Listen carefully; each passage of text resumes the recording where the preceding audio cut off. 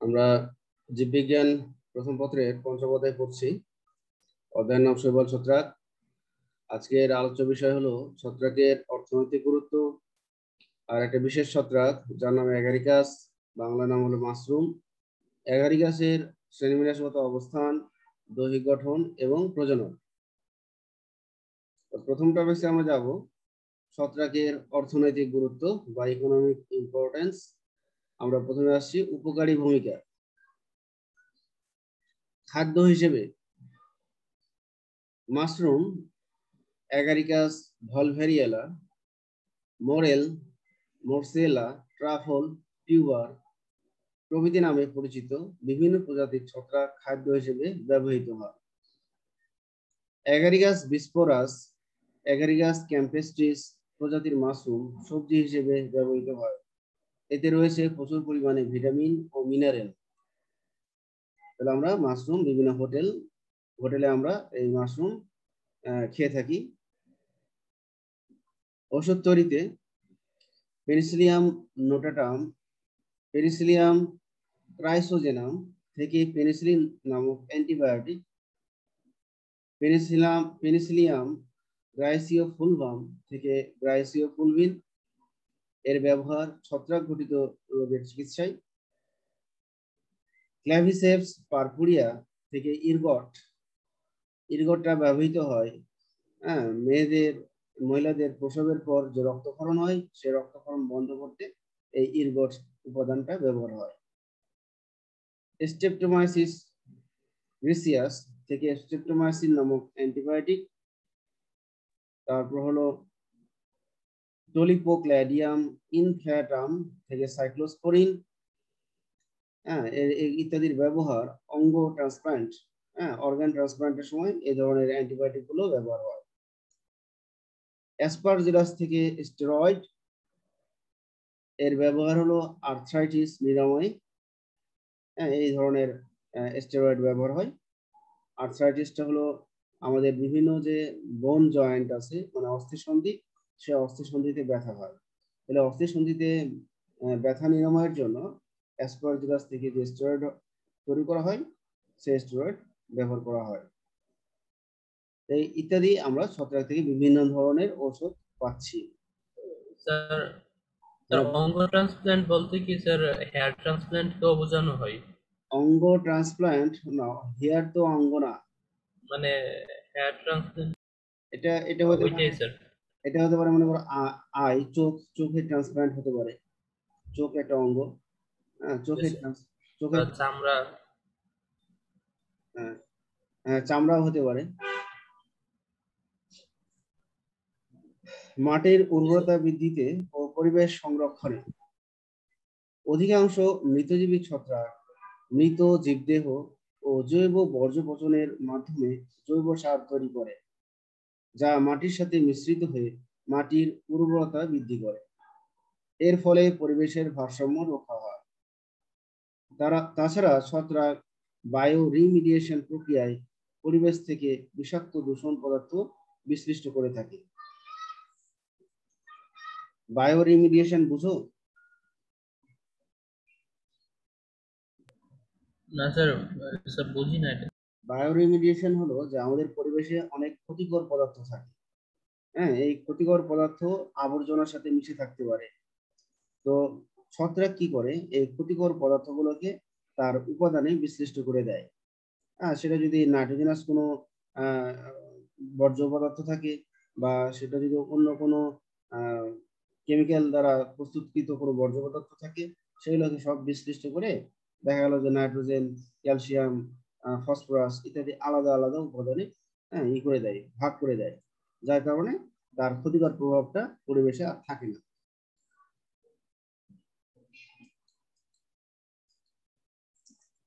মৌলিক গবেষণায় বর্তমানে উচ্চতর গবেষণার কাজে, যেমন স্যাকারোমাইসিস। স্যাকারোমাইসিস কোন ছত্রাকের সায়েন্টিফিক নেম তোমাদের মনে আছে? ইস্ট। নিউরোস্পোরা, অ্যাসকোবোলাস এর বিভিন্ন প্রজাতি ব্যবহৃত হয় বিভিন্ন শিল্পজাত দ্রব্য উৎপাদনে, বেকারিতে, পাউরুটি ও কেক তৈরিতে।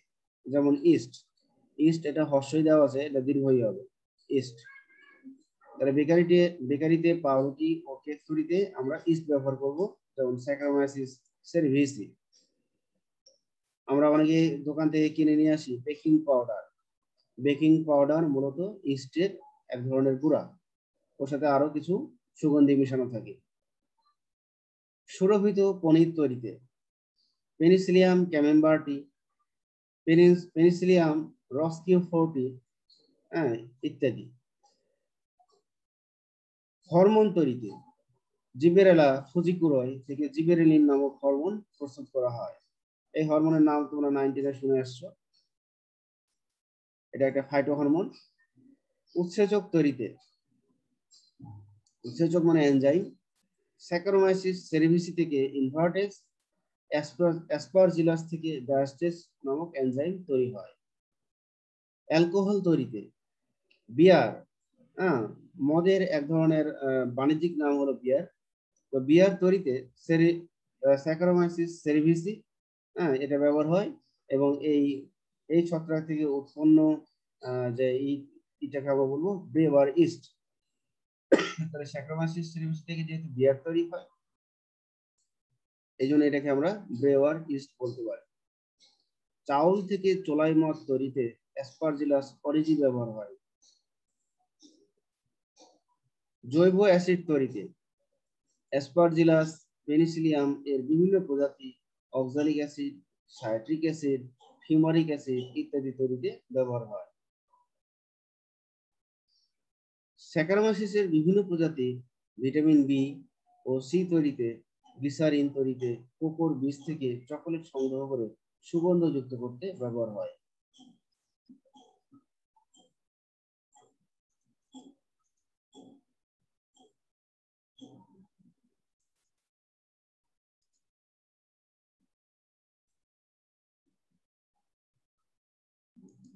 আচ্ছা, তাহলে এই ছিল এদের উপকারী ভূমিকা।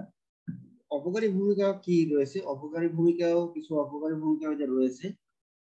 যেমন হলো দেখা যায় যে উচ্চ যে ভবনগুলো আছে, বিল্ডিং, এই বিল্ডিং গুলোতে দেখা গেল যে অনেক সময় ছত্রাকের কারণে দেখা গেলো যে সেগুলো আস্তে আস্তে ক্ষতিগ্রস্ত হয়। তারপর মনে করো যে আসবাবপত্র যদি ভেজা স্যাঁতস্যাঁতে থাকে, তাহলে সেই জায়গাতেও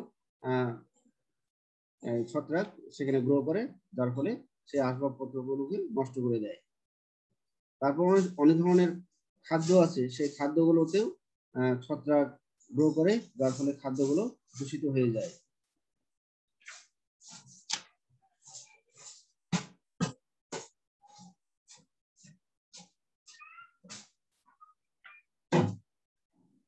তারপরে হলো বিভিন্ন ধরনের উদ্ভিদ রোগ সৃষ্টি করে। যেমন একটা রোগ আছে হলো ধানের বাদামি দাগ রোগ। এই ধানের বাদামি দাগ রোগ সৃষ্টিতে ছত্রাক ভূমিকা রাখে। এছাড়াও প্রাণীর রোগ সৃষ্টি করে। প্রাণীর রোগ সৃষ্টি করতে যেমন যে ছত্রাকগুলো ব্যবহার হয়, যেমন হলো অ্যাসপারজিলাস, মিউকর, রাইজোপাস ইত্যাদি। তারপর আরেকটা ছত্রাক আছে মাইক্রোস্পোরিয়াম ছত্রাকের আক্রমণে মানুষের মাথার চুল পড়ে গিয়ে টাকের সৃষ্টি হয়। তারপর হলো কাগজ নষ্ট করানো কিছু ছত্রাক দায়ী, যেমন পেরিসিলিয়াম, ফিউজারিয়াম ইত্যাদি। তারপরে কাঠের পচন ও ক্ষয় রোধে ক্ষয় করতে সার্কুলা কোরিয়া ইত্যাদি ছত্রাক ব্যবহৃত হয়। তো এছাড়াও মানুষের কিছু রোগ সৃষ্টি করে ছত্রাক, যেমন মাইকোসিস, অ্যাসপারজিলোসিস, জাইগোমাইকোসিস ইত্যাদি। তো ছত্রাকের অপকারী ভূমিকাটা এখানে দেওয়া নাই, স্লাইড এটা হয়তো হয়ে গেছে, মিস্টেক হয়ে গেছে, জাস্ট আমি একটু মুখে বলে দিলাম। হ্যাঁ, তোমরা এটা আবুল হাসান স্যারের বই থেকে অপকারী ভূমিকাটা দেখে নিতে পারো। আর আমার স্লাইড তৈরি হলে আমি পরে ওটা তোমাদেরকে দিয়ে দিব।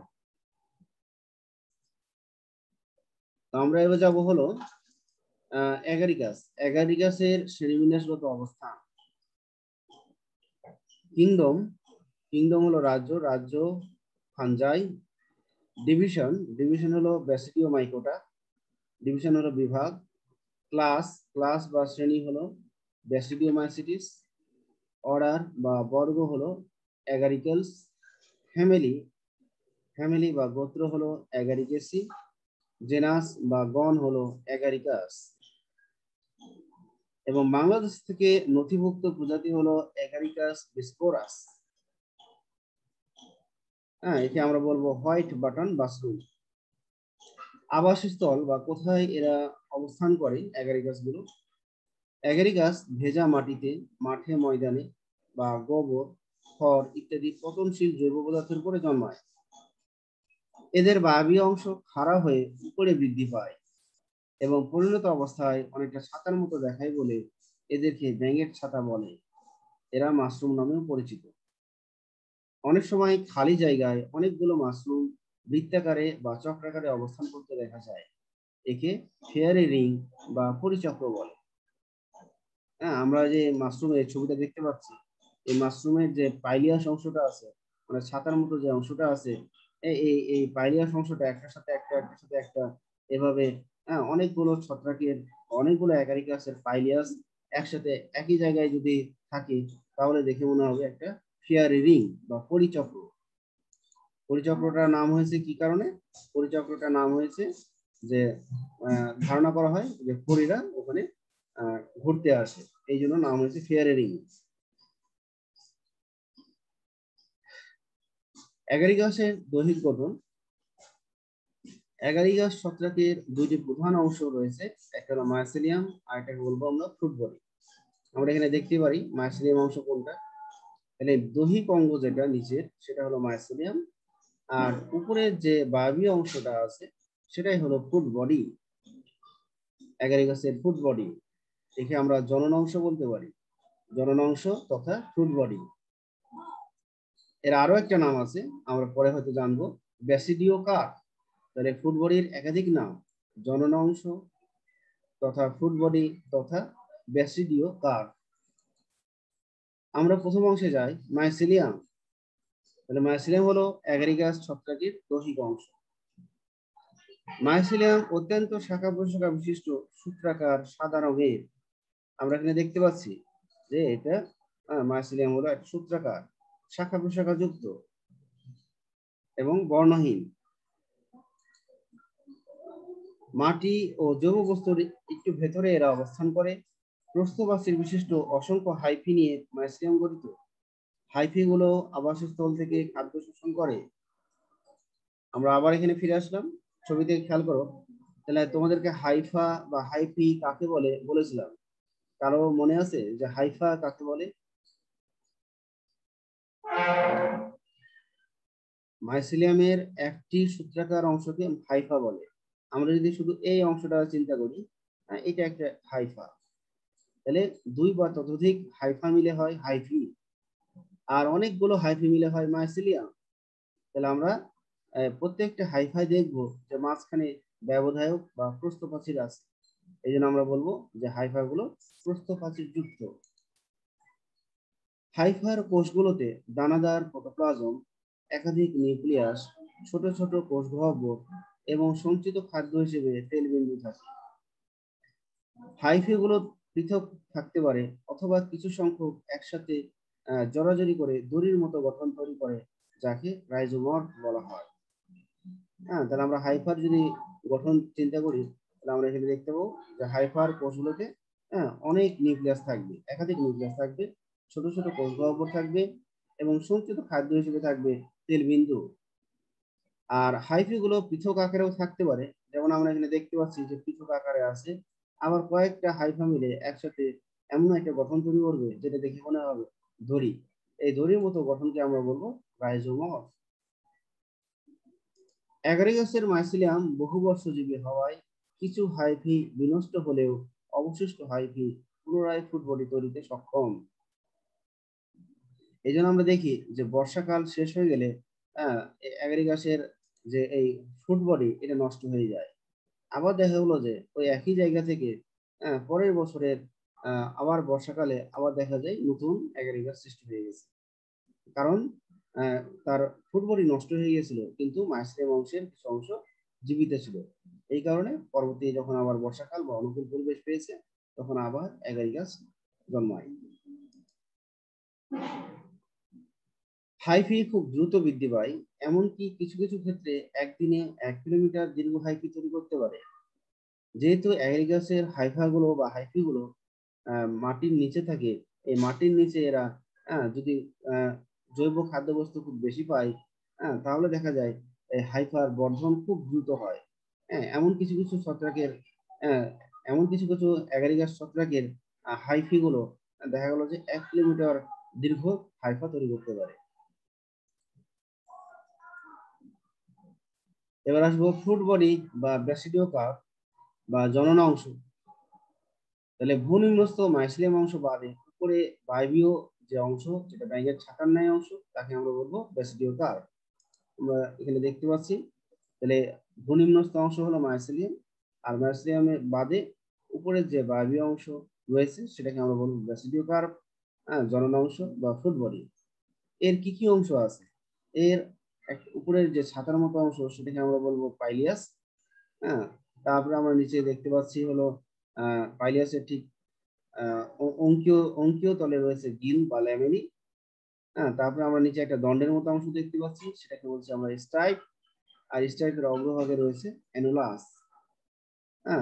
আর এই গিলের মধ্যে আমরা দেখতে পাবো কতগুলো গঠন, এগুলোকে বলবো আমরা ব্যাসিডিয়াম।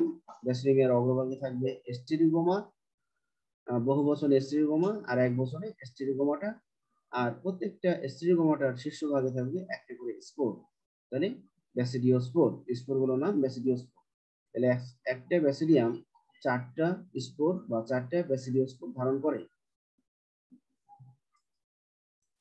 তাহলে আমরা এখন আসছি ফ্রুট বডি বা ব্যাসিডিও কার্প। তাহলে এটি হলো অ্যাগ্রিগাস ছত্রাকের বায়বীয় বা দৃশ্যমান অংশ, যা মাটি বা আবাদ মাধ্যম থেকে উপরে বাড়তে থাকে। পরিণত অবস্থায় এর দুটি অংশ থাকে, গোড়ার দিকে কাণ্ডের ন্যায় অংশ হলো স্টাইক। এর গঠন এটি দীর্ঘ বেলনাকার, সাধারণত সাদা বর্ণের হয়। এর মাথায় চক্রাকারে আংটির মতো একটি অংশ থাকে যাকে অ্যানুলাস বলে। স্টাইপের পরিধির দিকের হাইফিগুলো বহিস্তরে নামে এবং কেন্দ্রীয় অঞ্চলের হাইফিগুলো মজ্জা নামে পরিচিত। আমরা এখানে দেখতে পাচ্ছি এই যে স্টাইপ, এই স্টাইপের অগ্রভাগে আমরা রিং আকৃতির অ্যানুলাস দেখতে পাচ্ছি। পাইলিয়াস, তাহলে স্টাইপের উপরের দিকে ছাতার ন্যায় অংশটা হলো পাইলিয়াস। এটা পরিণত অবস্থায় এটি স্ফীত, গোলাকার এবং উত্তল থাকে। যখন নতুন অ্যাগ্রিগাস তৈরি হবে তখন দেখা যাবে পাইলিয়াসটা খুব মসৃণ থাকবে, এবং এটা স্ফীত হবে, গোলাকার হবে, উত্তল থাকবে, মাংসল পৃষ্ঠদেশ বিশিষ্ট হয়। তরুণ অবস্থায় পাইলিয়াসটি ভেলাম নামে একটি পাতলা ঝিলিময় আবরণে আবৃত থাকে। তাহলে পাইলিয়াস যখন তরুণ থাকবে তখন তার পাশে একটা আবরণ থাকবে, সেই আবরণটার নাম হলো ভেলাম। পাইলিয়াসের নিচের দিকে ঝুলন্ত অবস্থায় পর্দার ন্যায় অংশকে গিল বা ল্যামেলি বলে। ল্যামেলিতে অসংখ্য ব্যাসিডিয়া সৃষ্টি হয়। প্রতিটি ব্যাসিডিয়ামের অগ্রভাগে স্টেরোগোমা নামক 4টি সরু ক্ষুদ্র দণ্ডের ন্যায় অংশ থাকে, যাদের প্রান্তভাগ স্ফীত হয়ে ব্যাসিডিওস্পোর গঠিত হয় এবং প্রতিটি ব্যাসিডিয়াম হতে 4টি ব্যাসিডিওস্পোর উৎপন্ন হয়। তাহলে আমরা এখানে দেখতে পেয়েছি, এই যেখানে আমরা বললাম যে এই ল্যামেলি বা গিলের মধ্যে এই ব্যাসিডিয়াম গুলো থাকবে। তাহলে ব্যাসিডিয়ামের অগ্রভাগে থাকবে 4টা স্টেরোগোমা, আর প্রত্যেকটা স্টেরোগোমাটার শীর্ষভাগে থাকবে ব্যাসিডিওস্পোর।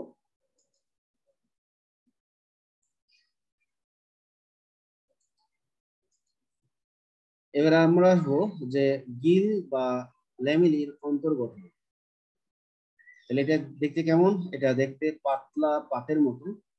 এর প্রস্থচ্ছেদ করলে 3টি স্তরে ভাগ করা যায়। তাহলে একটা ল্যামেলি প্রস্থচ্ছেদ বা আড়াআড়ি যদি আমরা কাটি, তাহলে আমরা এই গিলের মধ্যে বা ল্যামিনের মধ্যে আমরা 3টা স্তর দেখব। কি কি স্তর? আমরা একটা দেখব ট্রমা, সাবহাইমিনিয়াম, হাইমিনিয়াম। আমরা এখানে দেখতে পাচ্ছি, এটা হলো ট্রমা, সব নিচের অংশটা হলো ট্রমা, তারপর উপরের অংশ হলো সাবহাইমিনিয়াম, তার উপরের অংশ হলো হাইমেনিয়াম। আসলে এই এই যে আমরা এটা জাস্ট একটা স্তর দেখাইছি, এটা আমরা জাস্ট একটা অংশ দেখাইছি যে হিলের একটা অংশ। এটা আসলে এইভাবে রাউন্ড হয়ে এইভাবে এইভাবে 4 সাইডে এরকম হবে, যার ফলে দেখা যাবে শুধু কেন্দ্রীয় অংশে শুধু থাকবে ট্রমা, আর ট্রমাকে ঘিরে তার চারপাশে থাকবে সাবহাইমেনিয়াম, আর সাবহাইমেনিয়ামের চারপাশে থাকবে হাইমেনিয়াম। এটা সবচেয়ে কেন্দ্রে থাকবে ট্রমা। তাহলে ট্রমা হলো গিলের কেন্দ্রীয় বন্ধা অংশ। তাহলে একটা গিল বা একটা ল্যামেলির কেন্দ্রে যে অংশটা থাকবে তাকে বলবো ট্রমা। আর ট্রমার যে কোষগুলো আছে সেই কোষগুলো হলো বন্ধা প্রকৃতির, মানে এরা প্রজনন ক্ষমতাহীন কোষ। ট্রমার কোষগুলো ঢিলাভাবে জড়াজড়ি করে সজ্জিত গৌণ মাইসিলিয়াম গঠন করে। গৌণ মাইসিলিয়াম নিয়ে গঠিত। তাহলে আমরা ট্রমার যে কেন্দ্রীয়, ট্রমা হলো গিলের কেন্দ্রীয় অংশ, আর এই কেন্দ্রীয় অংশ হলো বন্ধা কোষ দ্বারা গঠিত, আর এই কোষগুলো ঢিলাভাবে জড়াজড়ি করে সজ্জিত হয় এবং গৌণ মাইসিলিয়াম নিয়ে গঠিত। এবং ট্রমার যে কোষগুলো আছে এই কোষগুলো হলো ডাইক্যারিওটিক। এই ডাইক্যারিওটিক কথার অর্থ বুঝো সবাই? ট্রমার যে কোষগুলো আমি বললাম ডাইক্যারিওটিক, ডাইক্যারিওটিক কথার অর্থ বুঝো?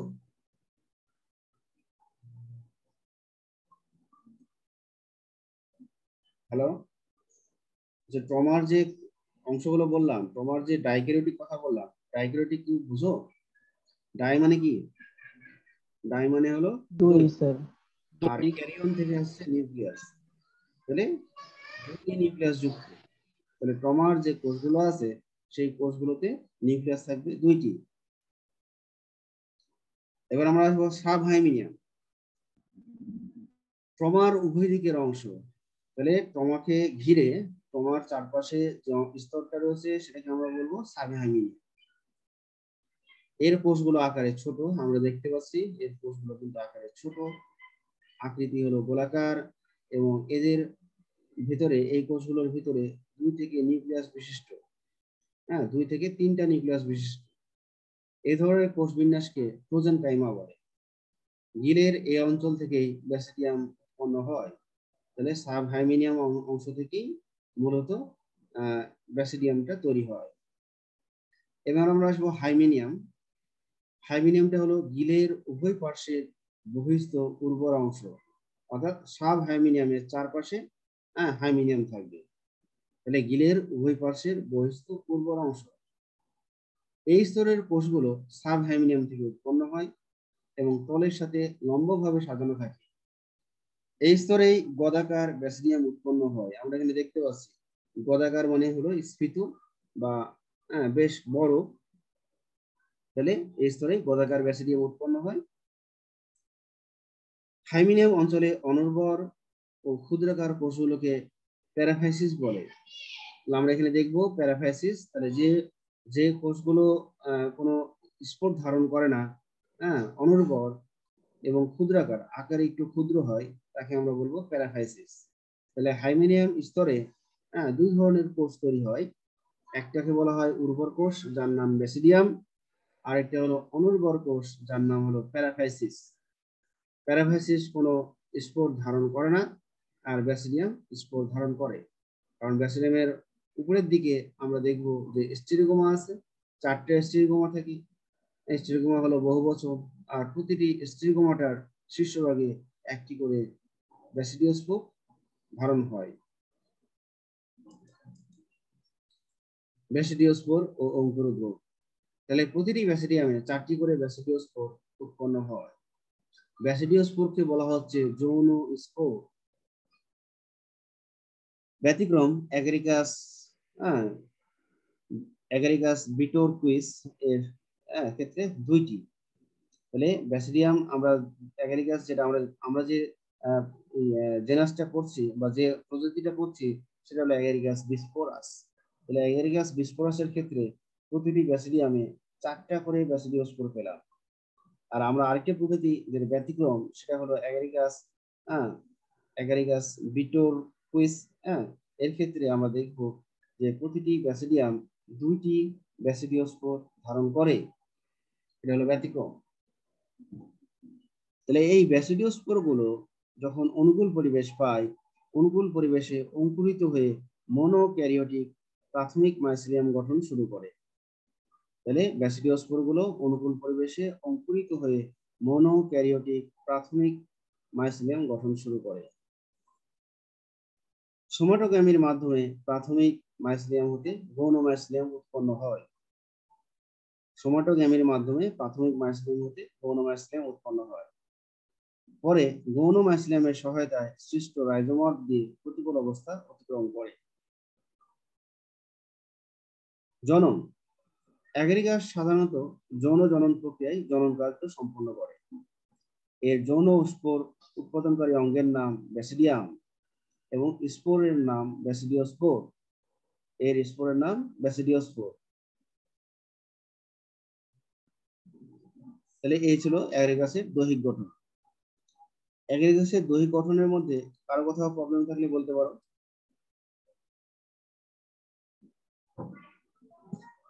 অ্যাগারিকাসের দৈহিক গঠনের মধ্যে কারো কোথাও সমস্যা থাকলে বলতে পারো। অ্যাগারিকাসের দৈহিক অঙ্গকে কি বলা হয়? রেসপন্স করে কেউ। অ্যাগারিকাসের দৈহিক অংশকে কি বলা হয়? Fruit body. মাইসেলিয়াম, যেটা মাটির নিচে থাকবে সেটাই হলো তার দৈহিক অংশ। এই যে অ্যাগারিকাসের দৈহিক অংশ মাটির নিচে আছে, তাহলে অ্যাগারিকাসের দৈহিক অংশের নাম হলো মাইসেলিয়াম।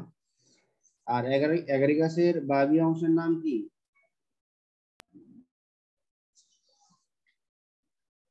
অ্যাগারিকাসের বায়বীয় অংশের নাম কি? এটা মাটির উপরে থাকবে। Food body. এবার ফুড বডি। এবার হবে ফুড বডি। ফুড বডির একাধিক নাম আছে, কি কি নাম? স্যার বেসিডিওকার্প আর জননাঙ্গ। জনন অংশ, ব্যাসিডিওকার্প আর জনন অংশ।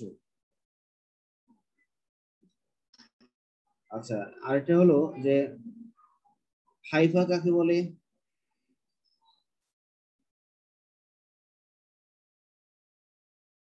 হাইফা কাকে বলে? আচ্ছা, ওই যে মাইসেলিয়ামের একটা সুতার মতো অংশকে হাইফা বলে, আর একাধিক মিলে যা হয় তা হচ্ছে হাইফি, আর অনেকগুলো হাইফা মিলে মাইসেলিয়াম তৈরি হয়। হ্যাঁ, হাইফি মিলে মাইসিলিয়াম তৈরি হয়। আচ্ছা, অ্যাগারিকাসের জনন অঙ্গের নাম কি?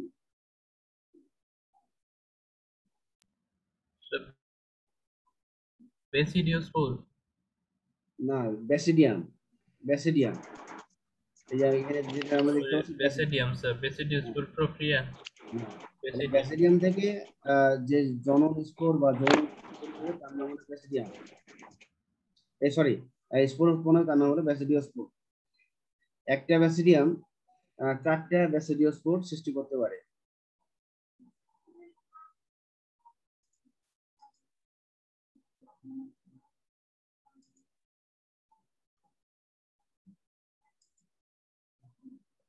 আর অ্যাগারিকাসের যে গিল বা ল্যামেলি আছে, গিল বা ল্যামেলির সবচেয়ে কেন্দ্রস্থলে কে থাকবে?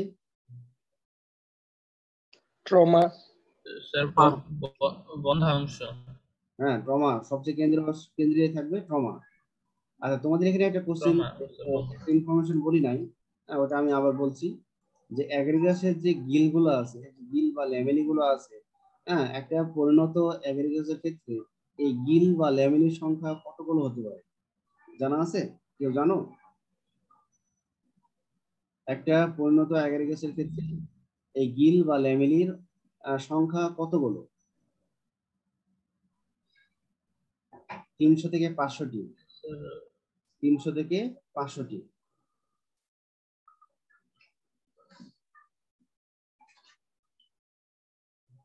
আর গিলগুলোর অবস্থান যদি বলি, তাহলে আমরা ছবিতে এর অবস্থানটা কোথায় দেখতে পাচ্ছি? স্টাইপ আর পাইলিয়াসের সংযোগস্থলে। স্টাইপ আর পাইলিয়াসের সংযোগস্থলে এই ল্যামিনি বা গিলের উৎপত্তি। অ্যানুলাস কার অংশ? স্যার স্টাইপের অংশ। স্টাইপের অংশ, স্টাইপের অগ্রভাগ। হ্যাঁ, স্টাইপের অগ্রভাগ এটা অনেকটা বলয় আকৃতির গঠন করে। এই বলয় আকৃতির গঠনটার নাম হলো অ্যানুলাস।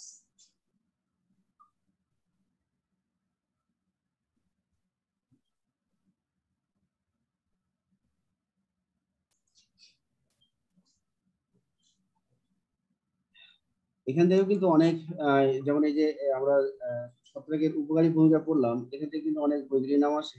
যেমন যে বৈজ্ঞানিক নামটা খুব বেশি আসে সেটা হলো এই যে এটা, ক্লেভিসেপস পারপুরিয়া। হ্যাঁ, ক্লেভিসেপস পারপুরিয়া থেকে কি উৎপন্ন হয়? এরগট। এবং এটা কি করে? প্রসবের পর রক্তক্ষরণ বন্ধ করতে ভূমিকা রাখে। তারপর হলো ওই যে পনির তৈরিতে, পনির তৈরিতে কোন ই ব্যবহার হয়, কোন ছত্রাক ব্যবহার হয়? এই যে পেনিসিলিয়াম ক্যামেম্বার্টি, পেনিসিলিয়াম রকফোর্টি, এই যে এটা। তারপরে যে হরমোন, জিবেরেলিন হরমোন কোন ছত্রাক থেকে তৈরি হয়? তারপরে যে ব্রেওয়ারিস্ট বা চোলাই মদ উৎপন্নকারী ছত্রাকের নাম কি? এগুলো আসে। তারপর 2 মার্কের জন্য তোমাদের এই যে শ্রেণীবিন্যাসগত অবস্থান, অ্যাগারিকাসের শ্রেণীবিন্যাসগত অবস্থান 2 মার্কের জন্য এটা আসে। হ্যাঁ, এর রাজ্যের নাম, বিভাগের নাম, শ্রেণী, তারপর বর্গ, গোত্র, গণ ইত্যাদি এগুলো আসে। অনেক অনেক ক্ষেত্রে শ্রেণীবিন্যাসগত অবস্থান না আসলো, শুধু বললো যে অ্যাগ্রিগাস ছত্রাকের শ্রেণীর নাম লিখুন, এটা ক মার্কের জন্য। আচ্ছা, বাংলাদেশে মনে করো যে যে ছত্রাক মানে নেটিভ, বাংলাদেশের যে ইন্ডিজিনাস বা দেশীয় যে ছত্রাকের প্রজাতি রয়েছে, তোমরা কি সেই ছত্রাকের নাম জানো? তোমাদের এখানে কিন্তু একটা ছত্রাক দেওয়া হয়েছিল। Sir Agaricus bisporus. না না, বিস্পোরাস। এগারিকাস বিস্পোরাস বাংলাদেশের নেটিভ না। হ্যাঁ, এই যে ভলভেরিয়া, এটা হলো ভলভেরিয়াটা হলো বাংলাদেশের নেটিভ। এটা বাংলাদেশে এর উৎপত্তি। ঠিক আছে, এটা লিখে রাখো, বাংলাদেশে এই ছত্রাকটা নেটিভ বা দেশি। স্যার কি নামটা? এই যে আমি স্লাইডে বের করে রেখেছি, ভলভেরিয়া। ভলভেরিয়েলা। এই যে ভলভেরিয়েলা। হ্যাঁ, এটা বাংলাদেশেই শুধু এই নেটিভ, এটা বাংলাদেশের দেশীয় প্রজাতি। হ্যাঁ, খাদ্য হিসেবে হ্যাঁ হ্যাঁ, এটা খাদ্য এগুলো হিসেবে ব্যবহার হয়। হ্যাঁ, অনেক সময় এটাও আসতে পারে যে বাংলাদেশেই উৎপন্ন বা বাংলাদেশের নেটিভ খাদ্য হিসেবে ব্যবহার হয় এমন একটা ছত্রাকের নাম লিখি, তখন ভলভেরিয়া। আর যে কোনো ছত্রাক যদি বলে তখন তুমি অ্যাগারিকাস বিস্পোরাস লিখতে পারো বা অ্যাগারিকাস লিখতে পারো।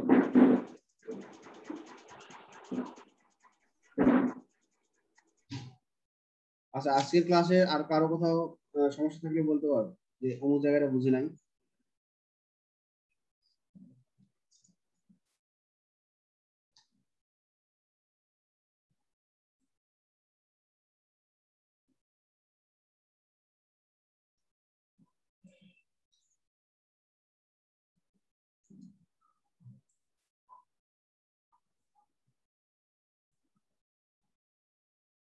আচ্ছা, মাশরুম কি? যদি আমি এই কোশ্চেনটা করি, মাশরুম কি, অ্যান্সার কি দিবা?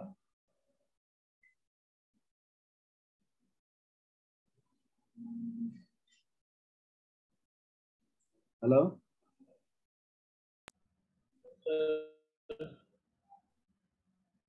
স্যার মাশরুম কি? স্যার এটা কি একটা অনুধাবনমূলক কোশ্চেন বলছেন? না না না, মাশরুম কি এটা হলো শুধু এই জ্ঞানমূলক।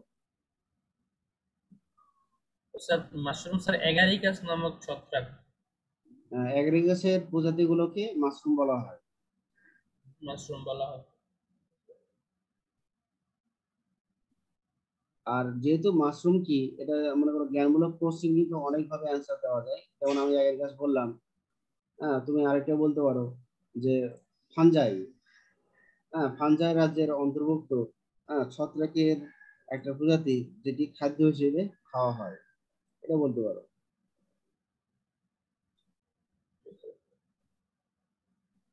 ফেয়ারি রিং কারা গঠন করে?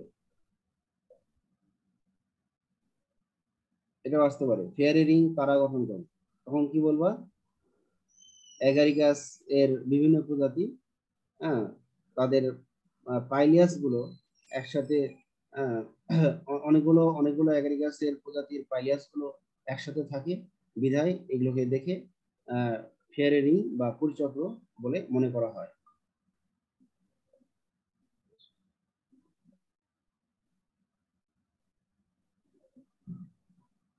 একটা এককোষী ছত্রাকের নাম লিখো, অ্যান্সার কি হবে? এককোষী ছত্রাক, এককোষী ছত্রাকের নাম কিন্তু স্যাকারোমাইসিস সেরিভিস। এককোষী ছত্রাক, এই যে উৎসেচক তৈরিতে দেওয়া আছে স্যাকারোমাইসিস সেরিভিসি, এটা হলো একটা এককোষী ছত্রাক।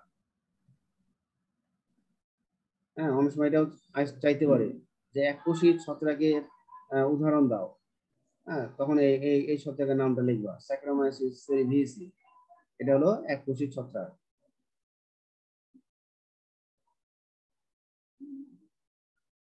ছত্রাকের কিংডমের নাম কি?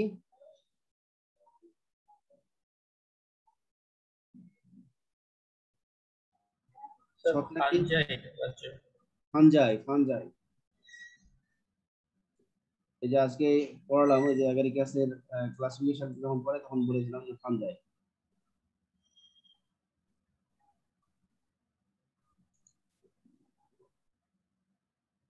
রাইজোমর্ফ কাকে বলে? কেউ বলতে পারবা রাইজোমর্ফ কাকে বলে?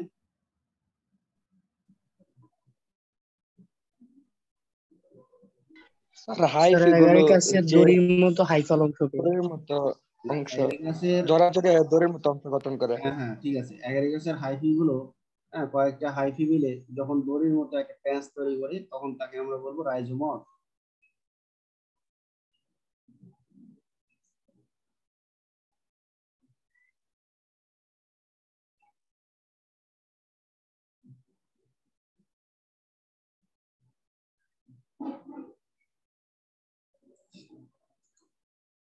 অ্যাগারিকাসের যৌন স্পোরের নাম কি?